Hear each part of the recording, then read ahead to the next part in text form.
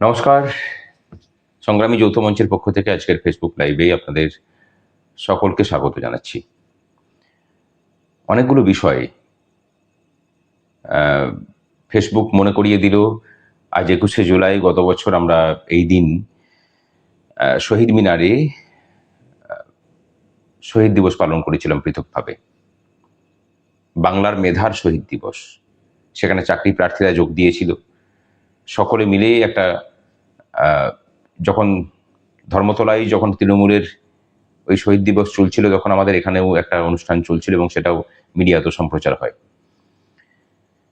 আর আজকে এসে দাঁড়িয়ে সেই যে সরকার, সেটা শুধু ক্ষমতা থেকে চলে যাওয়া নয়, সেই শাসক দলটার বর্তমানে অস্তিত্বও এখন নেই। আমরা নিজেরাও কনফিউজড কোনটা আসল কোনটা নকল। এই প্রেক্ষিতে বিদায়ী মুখ্যমন্ত্রী, বলা ভালো যে বরখাস্ত হওয়া মুখ্যমন্ত্রী, তিনি বলেছেন যে তিনি নাকি 2বার করে ডিএ দিতেন। কারা পেতেন সেই ডিএ, কে দিয়েছেন আমরা কেউ জানি না। আমরা শুধু এটুকু জানি যে ওনার আমলে রূপা 2009 অর্থাৎ পঞ্চম যে বেতন কমিশন, তার যে বকেয়া মহার্ঘ ভাতা, সেই বকেয়া মহার্ঘ ভাতা আদায় করার জন্য কর্মচারীদেরকে দীর্ঘ আইনি লড়াই লড়তে হয়েছে।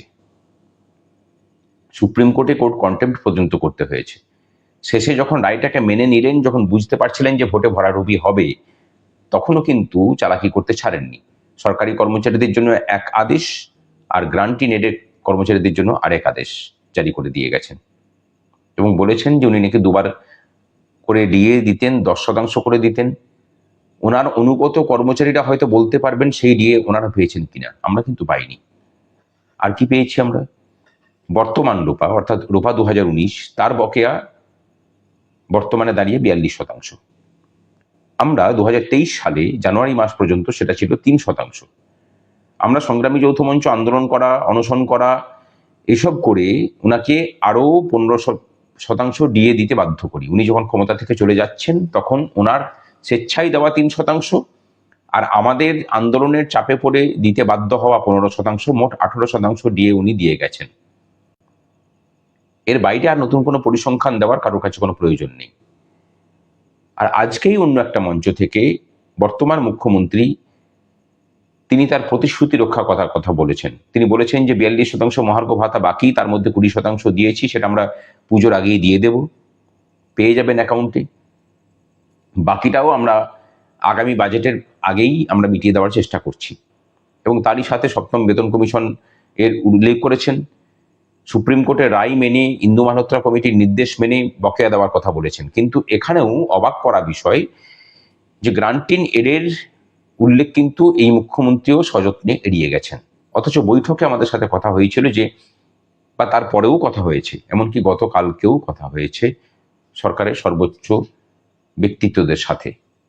সেখানে তারা একটা কথা বলেছেন যে ভরসা রাখতে বলুন, আপনাদের মাধ্যমে বার্তা দিন যে কর্মচারীদের, যারা গ্রান্টিং এড খাতের কর্মচারী, তারা যেন নিশ্চিত থাকেন যে এই সরকার সুপ্রিম কোর্টের রায় মেনে গ্রান্টিং এডের কর্মচারীদের বকেয়া মহার্ঘ ভাতা পাই টু পাই মিটিয়ে দেবে, কোনো বকেয়া রাখবে না। আমরা তখন বলেছি তাহলে নোটিফিকেশন জারি করছেন না কেন? তারা বলেন যে আমরা ধীরে ধীরে মেটাচ্ছি। কলকাতা কর্পোরেশন এরিয়াতে ব্যাংক, এবং সেই ব্যাংক থেকে যাদের পেনশন হয় সরকারি কর্মচারী, তাদেরটা আমরা নোটিফিকেশন আপনাদের সাথে আলোচনা করি, একটা সমাধান সূত্র বেরিয়েছে এবং তাদেরকে মেটানো হচ্ছে।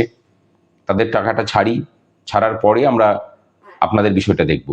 আমরা বলি যে নোটিফিকেশনটা জারি করুন। যদি আপনারা যেটা বলছেন যে অর্থের সংস্থানে আপনাদের অসুবিধা হচ্ছে, সরকারি কর্মচারীরা পশ্চিমবঙ্গে কোনোদিন হয়নি যে সরকারের সাথে কোঅপারেশন করেনি। বিগত সরকারের সাথেও আমরা করেছি। আমি অনশনে বসেছিলাম, আমরা অনশনে বসেছিলাম একটা উদ্দেশ্য নিয়েই, যাতে সরকার কথা বলে।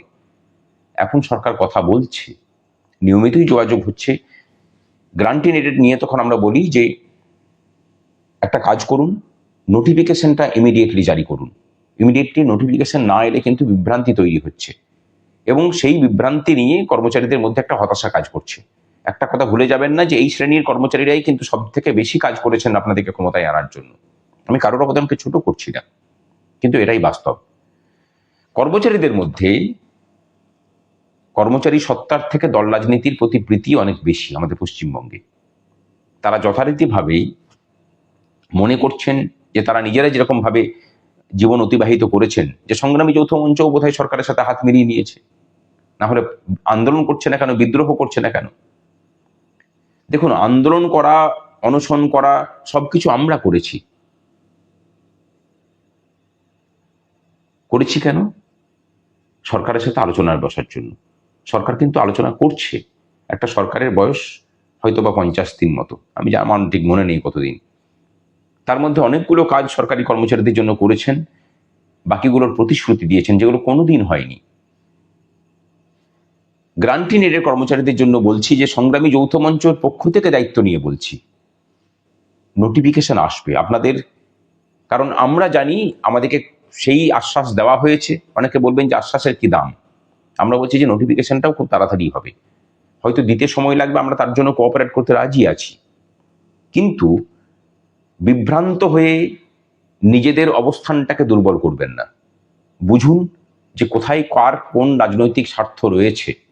অনেকেই আছেন, এমনকি কর্মচারীদের মধ্যে অনেকে আছেন যে গ্রান্টি নেডের কর্মচারীদের এই সমস্যাটা জিয়ে থাকলে তাদের সুবিধা হবে।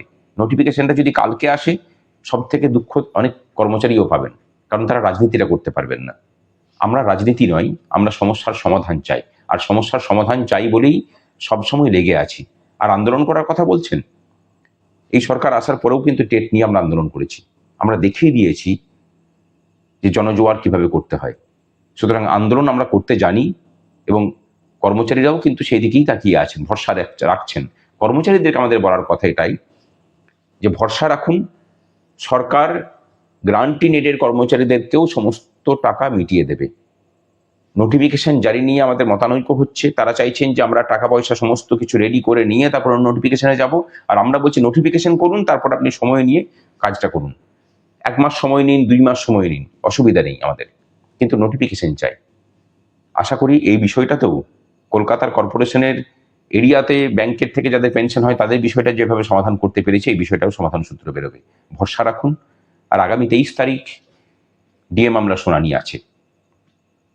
আমাদের যিনি আইনজীবী গোপাল সুব্রমণিয়ামজি, তিনি নেই, বিদেশে আছেন দীর্ঘদিন অন্যান্য কাজে। আমরা আগামী মানে পরশু দিন অন্য আইনজীবী দিচ্ছি, বড় মাপেরই আইনজীবী দিচ্ছি আমরা, আপনারা সেটা দেখতে পাবেন। সাথে থাকুন। আমরা লড়াইয়ের ময়দান থেকে সরিনি, কিন্তু লড়াই যে কারণের জন্য করেছি, যে সরকারের সাথে আলোচনা করে সমস্যার সমাধান, সরকারের সাথে আলোচনা করে সমস্যার সমাধানের রাস্তাতে এখনো পর্যন্ত আছি। যেদিন মনে হবে যে হ্যাঁ সমাধান হবে না, সবার আগেই আমরাই পথে নামব। সাথে থাকুন, ভরসা রাখুন। নমস্কার।